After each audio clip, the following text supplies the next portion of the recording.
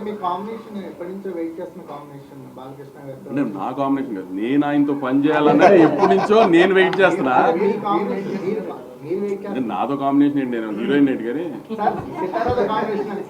నేను ఎప్పటి నుంచో ఆయనతో పని ఇండస్ట్రీకి వచ్చినప్పటి నుంచి ఇప్పుడు బాలకృష్ణ గారితో పని చేయాలని అందరికీ ఉంటుంది కదా, చాలా ఎక్కువ ఉండింది. సో నేను అదైతే నేను ప్రౌడ్గా చాలా చెప్పుకోగలిగింది ఏంటంటే, ఇప్పుడు నేను సినిమాలు చూడటం మొదలుపెట్టిన లాస్ట్ 25-30 ఇయర్స్ నుంచి కూడా బాలకృష్ణ గారిని నేను చూపించినట్టుగా ఎవరు చూపించలేదు. అంత కాన్ఫిడెంట్గా చెప్పగలుగుతాను నేను. నా సినిమాలో వాళ్ళు ఉన్న విజువల్స్, ఇప్పుడు మా సినిమాలో ఉన్న విజువల్స్ లాస్ట్ 20-25 ఇయర్స్లో ఎప్పుడు బాలకృష్ణ గారి సినిమాలో విజువల్స్ అలా లేదు.